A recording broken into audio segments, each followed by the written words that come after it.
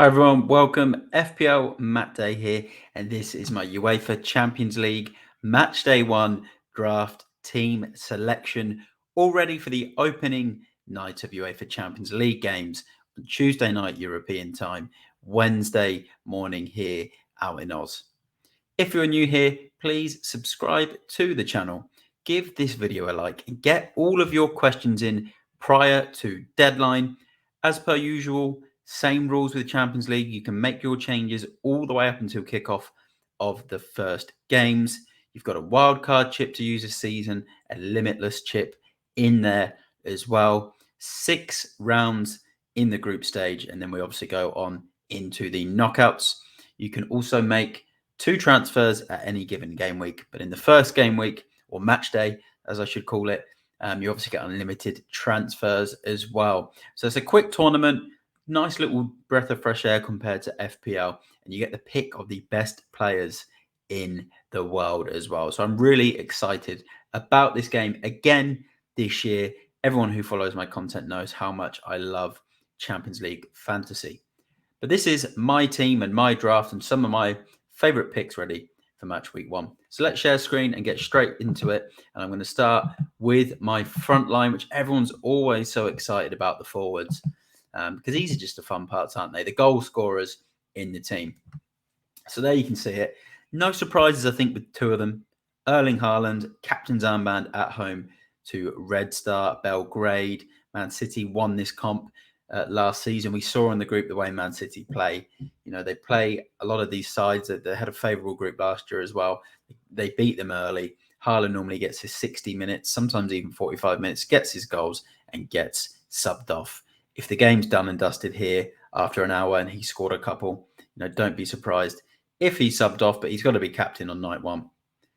Alongside him there, Angel Di Maria at home to Salzburg. He's a bit of a differential for me. I wanted to try and put someone different in there. Look, there's plenty of other options. If you can get Harry Kane in there, great option for night 2. Icardi for Galatasaray with a good fixture as well. Osimhen, who was unbelievable in this comp last season. So there's some top players to pick from. But I've gone with Di Maria. He's having a bit of a purple patch on his return to Benfica. Salzburg at home. He's on pens. He's on free kicks. Just seems to be scoring a lot of goals for them so far. And it's a good fixture.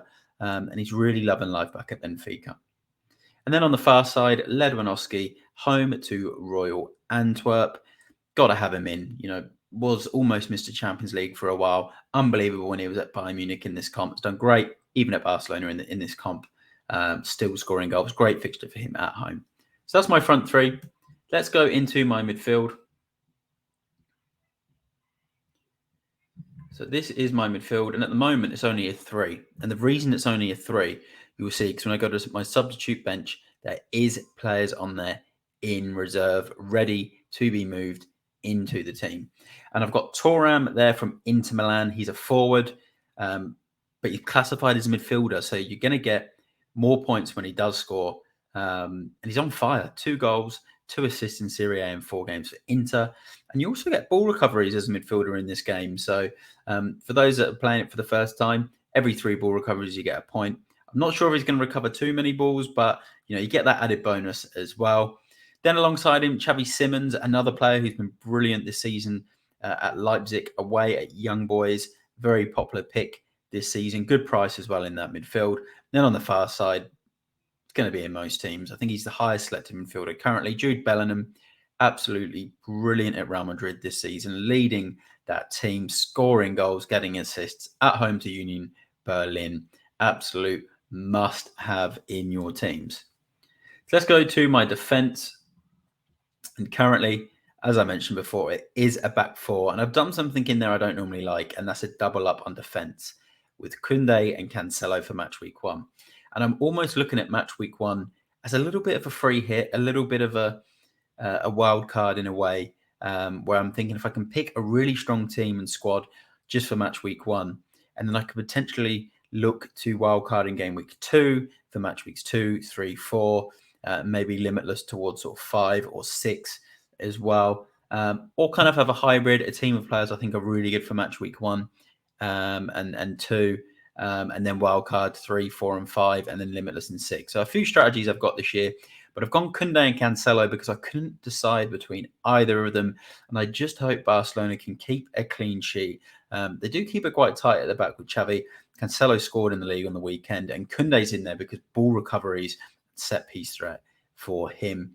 And then the other two, Rom, very popular fullback for Leipzig, gets forward, has an eye for goal.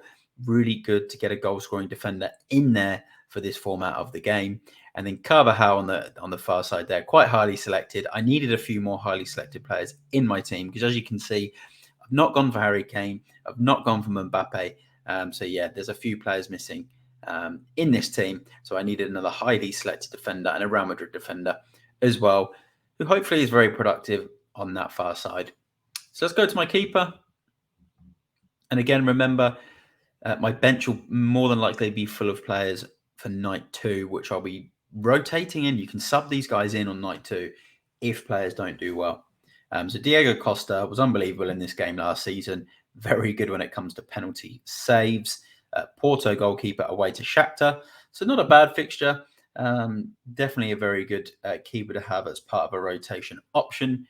With my second keeper, which you will see now as I go through to my substitutes bench. And there it is. Sommer from Inter Milan, into a great in this competition last season. Got to the final.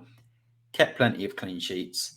Good fixture of him as well here in match week 1 away at Real Sociedad, which is going to be good seeing Sociedad in this competition this season. But Inter Milan, very experienced in the Champions League. So good fixture for Sommer, who plays night 2. So I can always rotate him in for Costa if Costa doesn't deliver the goods. And I've got Di Lorenzo here, away to Braga. Unbelievable again in this game last season. Likely to be on penalties as well. I'm hearing for Porto. He's taken a few. For Napoli this season. Look at that last season. 61 ball recovers. Player of the matches. 2 goals scored. 2 assists. 4 clean sheets. Absolutely phenomenal from Di Lorenzo last season. Let's go to my last couple of players on the bench as well. And a few people might be quite surprised to see Odegaard in there.